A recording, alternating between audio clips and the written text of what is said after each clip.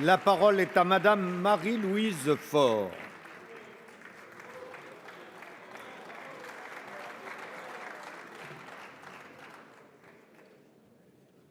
Merci Monsieur le Président. Monsieur le Président, Madame la Ministre, Madame la rapporteure, mes chers collègues. Aujourd'hui, donc, notre Assemblée se prononce par vote solennel sur la proposition de loi du groupe socialiste renforçant la lutte contre le système prostitutionnel. Sur le fond, je tiens à rappeler que le groupe UMP partage pleinement cet objectif. Ce texte s'inscrit d'ailleurs dans la parfaite continuité des actions que nous avons menées sous la précédente législature. En effet, le groupe UMP avait été à l'origine du dépôt et de l'adoption à l'unanimité d'une résolution réaffirmant la position abolitionniste de la France en matière de prostitution. Cette résolution avait ensuite été suivie du dépôt d'une proposition de loi, mais là s'arrête la comparaison, car à la différence du groupe SRC, nous avions fait le choix de traiter ce sujet de manière transpartisane. Tous les groupes politiques avaient alors été invités à signer cette proposition de résolution. Nous sommes contre le principe de la prostitution. Nous sommes pour tout ce qui peut renforcer la lutte contre le proxénétisme. Mais pourquoi, mesdames et messieurs les socialistes, pourquoi nous obliger à légiférer dans l'urgence au risque de réduire à néant tous nos efforts dans cette direction?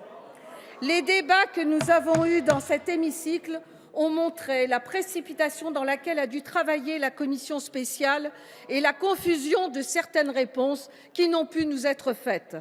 Plusieurs amendements du Gouvernement déposés vendredi matin et après l'article 88 ont réécrit ou supprimé des mesures qui n'étaient pour le moins pas anodines.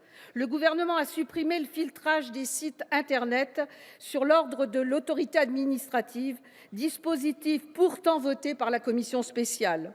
Le Gouvernement a supprimé l'octroi de la TA aux prostituées étrangères au profit d'une allocation spécifique à toutes les personnes prostituées parce que vous avez découvert que cette disposition serait inconstitutionnelle.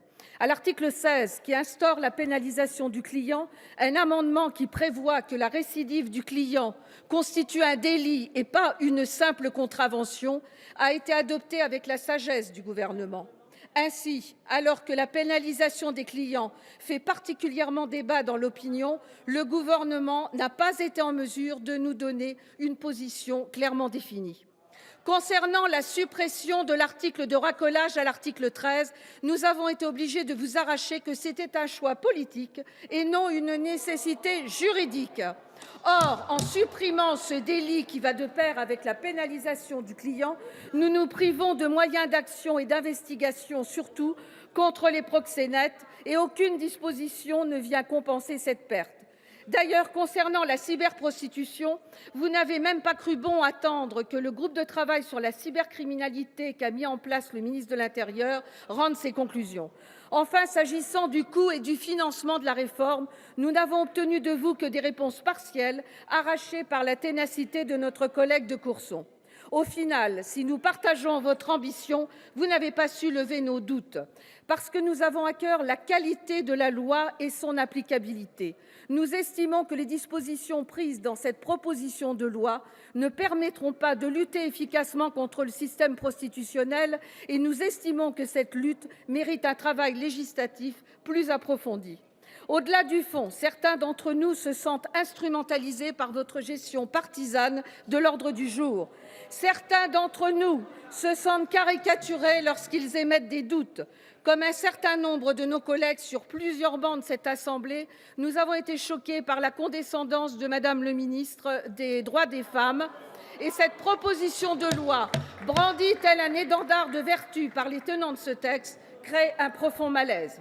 Pour toutes ces raisons, les députés du groupe UMP, qui avaient abordé ces débats en pensant s'abstenir au stade de la première lecture, voteront chacun selon sa conscience. À titre personnel, je voterai contre et cela ne fait pas de moi, comme je l'ai entendu dire, une ringarde partisane de la prostitution. J'ai assisté à tous les débats et je suis tout sauf indifférente à la situation des personnes prostituées.